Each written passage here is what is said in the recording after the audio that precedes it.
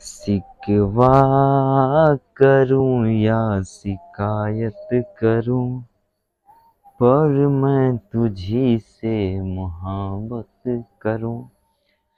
तो आप सभी का स्वागत है आपके अपने YouTube चैनल अभिषेक एजुकेशन ऑनलाइन क्लास में। और मैं हूँ आज पढ़ाने वाला हूँ क्या, आप पोस्टर में तो देखे होंगे थंबनेल में कि सामाजिक विज्ञान जो है उसका जो इम्पोर्टेंट जितना भी क्वेश्चन है उन सभी क्वेश्चन को जो कि आपके एग्जाम में यहाँ से लगभग 3 या 4 क्वेश्चन ये 10 क्वेश्चन में से रहेगा ही, ठीक है। इसलिए वीडियो को लास्ट तक देखना है और एक एक क्वेश्चन हमारे लिए क्या है, सभी ज़्यादा से ज़्यादा इम्पोर्टेंट है। तो हमारे साथ क्या करना है, नोट कर लेना है। कर लोगे ना, बिल्कुल कर लोगे। उससे पहले एक हम कुछ नहीं कहने वाले, कहेंगे अगले वीडियो में, तो मजाक बना लोगे तो लोग। तो हम पढ़ते हैं और देखते हैं क्या होता है।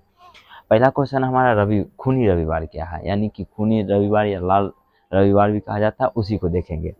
तो 9 फरवरी 1905 को लोगों का समूह रोटी दो के नारे के साथ सड़कों पर प्रदर्शन करते हुए सेंट पीटर्स महल की ओर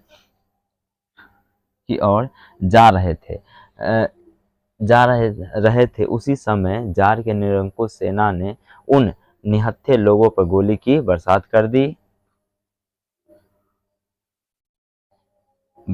कर दी जिससे हजारों लोग मारे गए। इसीलिए यह दिन जो था सिर्फ रविवार का था। अब फिर से हम समझते हैं कि क्या करा कि 9 फरवरी 1905 को लोगों का समूह रोटी दो के नारे के साथ सेंट पीटर्स महल जो था उसकी ओर नारा करते हुए जा रहे थे।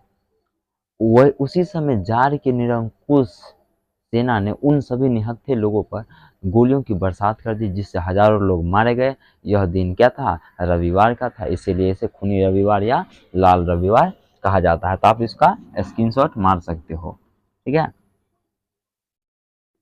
हो गया। अब अगला क्वेश्चन, अब हमारा दूसरा क्वेश्चन है कि भारतीय राष्ट्रीय कांग्रेस की स्थापना कब और क्यों हुई। भारतीय राष्ट्रीय कांग्रेस जो है उसकी स्थापना कब हुआ और क्यों हुआ, उसके बारे में। तो हमारा आंसर है कि 28 दिसंबर 1885 ईस्वी को भारतीय राष्ट्रीय कांग्रेस की स्थापना हुआ। कब, ऑब्जेक्टिव में ये क्वेश्चन आ सकता है कि कब हुआ था। तो 28 दिसंबर 1885 को भारतीय राष्ट्रीय कांग्रेस की क्या हुई थी, स्थापना हुई थी। ओके, अब देखते हैं किसने किया और क्यों किया, आगे सुनते हैं। कांग्रेस की स्थापना एओ इसकी स्थापना जो है से एओ ह्यूम के द्वारा किया गया था। इसकी स्थापना भारतीय राष्ट्रीय कांग्रेस की स्थापना जो है एओ ह्यूम के द्वारा मुंबई के गोकुल दास तेजपाल संस्कृत महाविद्यालय में हुआ था। कहाँ हुआ था, यहाँ से देख सकते हो कि मुंबई के गोकुल दास तेजपाल संस्कृत महाविद्यालय में इसकी क्या हुआ था, स्थापना हुआ था। कोई दिक्कत, आप यहाँ इसको स्क्रीनशॉट ले सकते हो। अगला क्वेश्चन पे हम चलेंगे।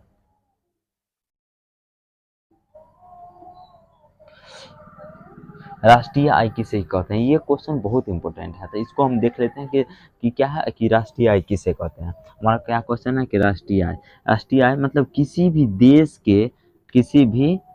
के एक वर्ष के अंदर उत्पादित सभी वस्तुएं एवं सेवाओं के मूल्य के योग को राष्ट्रीय आय कहते हैं। समझ में आ गया। जैसे कोई देश है, ठीक है, वही बात कर रहा है कि किसी भी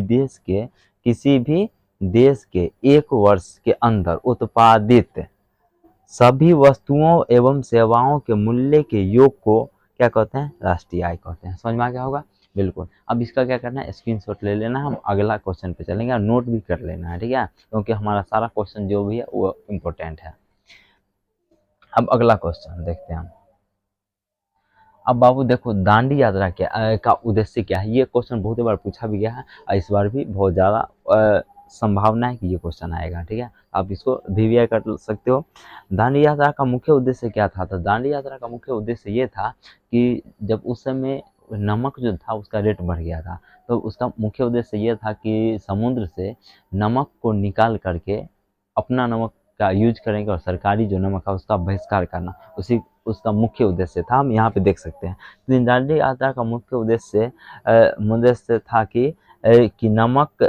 कि समुद्र से नमक निकाल कर नमक कानून का उल्लंघन करना तथा सरकार को यह बताना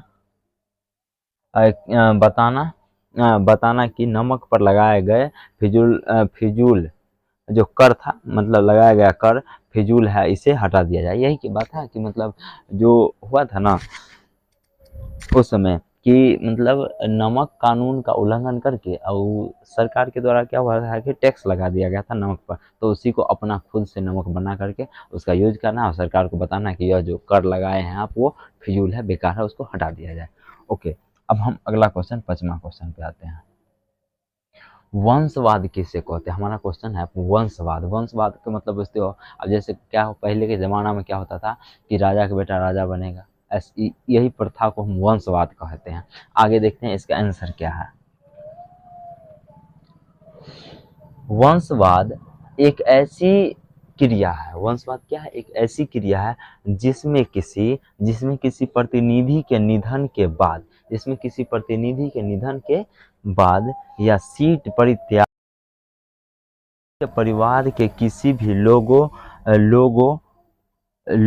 उस सीट पर बैठाया जाता है। मतलब अगर कोई क्या है कि नेता है वो मर गया या सीट को वो छोड़ रहा है, तो उसी के परिवार के लोगों को उसको बैठाया जाता है, या पार्टी का टिकट उसी को दिया जाता है, तो उसी को हम परिवारवाद या वंशवाद कहते हैं। उसी परिवार के लोगों को टिकट दिया जाएगा, उसी को हम क्या कहते हैं? परिवारवाद कहते हैं या वंशवाद कहते हैं। ओके ना, समझ में आ गया? बिल्कुल। हम अगला क्वेश्चन पे आते हैं।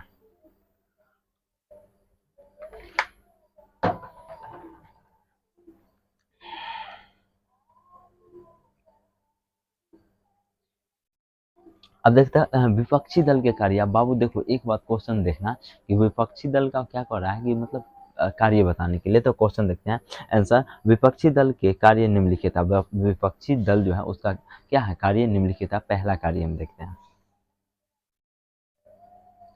जनता की शिकायतों को सरकार के सामने लाना। यानी विपक्षी तो यही नहीं करेगा कि हम बताएंगे कि वो जो उसका जो पार्टी है वो क्या क्या काम कर रहा है। तो वही बात है कि जनता के शिकायतों को सरकार के सामने लाना पहला था विपक्षी विपक्षी पार्टी का कार्य। दूसरा देखते हैं, सरकार के साथ मिलकर सकारात्मक कदम उठाना, और सरकार के साथ मिल करके अच्छा अच्छा कदम उठाएगा देश के विकास के लिए, उस वो हो गया दूसरा कार्य।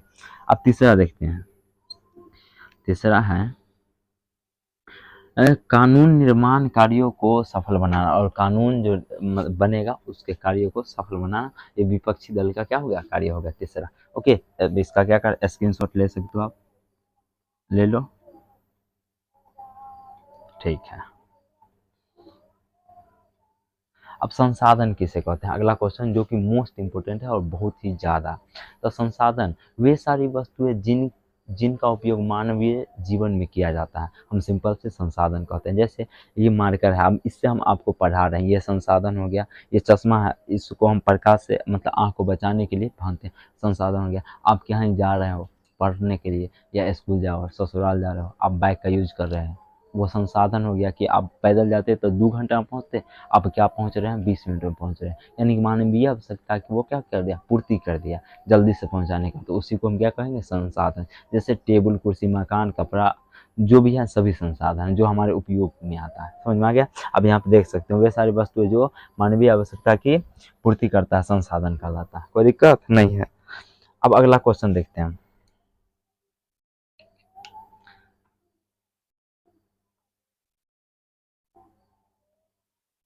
8 नंबर ना, हाँ। नगर निगम के मुख्य कार्यों को लिखिए। ये क्वेश्चन आया था, मतलब आया था ये क्वेश्चन, बहुत अच्छा है। नगर निगम के कार्य, और इस बार भी आएगा ये क्वेश्चन। नगर निगम के कार्य कार्य निम्नलिखित है। बहुत सारा नगर निगम के कार्य है। तो हम इस क्वेश्चन का आंसर क्या किए हैं? नहीं दिए हैं, क्योंकि हम पढ़ा दिए थे पिछले वीडियो में। तो नगर निगम का कार्य को आप लोग कमेंट कर सकते हो। बिल्कुल, इसका क्या आंसर होगा? अगर नहीं होगा तो हम तो हैं ही, अगले वीडियो में इसको बताएंगे। ठीक है, अगला क्वेश्चन पे आते हैं हम। 9वां कि हरित क्रांति किसे कहते हैं? ये बहुत ज़्यादा इंपॉर्टेंट है, बहुत ज़्यादा। वीवीआई कर लो, एमवीवीआई। एमवीवीआई का मतलब मौन हो तो ना तब भाग भरोसे आई तो, एमवीवीआई। समझ में आ गया? बट देखते हैं कि कृषि कार्य में आधुनिक उपकरण, सिंचाई, उर्वरक के प्रयोग एवं अच्छी तरीका से फसल पैदावार को बढ़ाने की क्रिया को हम हरित क्रांति कहते हैं। बाबू एक बात समझ जाओ, हरित क्रांति कहने का मतलब क्या है कि नए नए उपकरणों का प्रयोग करें, नए नए बीजों का प्रयोग करें, अच्छी तरीका से पानी पटाएं और उन सभी प्रक्रियाओं को द्वारा ना फसल की जो उस उत्पादन की क्षमता होता है उसको बढ़ाते हैं। उसी क्रिया को हम क्या कहते हैं, हरित क्रांति कहते हैं। समझ में आ गया होगा, आप इसका स्क्रीनशॉट ले सकते हो। और हम 10 क्वेश्चन बोले थे, वादा किए थे, प्रॉमिस किए थे, बट 9 क्वेश्चन है। और अगले वीडियो में हम कोशिश करेंगे जो और भी क्वेश्चन है उन सभी को आपके सामने लाने का, और इस सभी क्वेश्चन को याद कर लेना क्योंकि ये क्वेश्चन आएगा तो आएगा आएगा फिक्स, ठीक है ना। और जो प्रॉब्लम होगा तो हम बताएंगे ही। तब तक के मिलते हैं अगले वीडियो में। Okay, bye bye.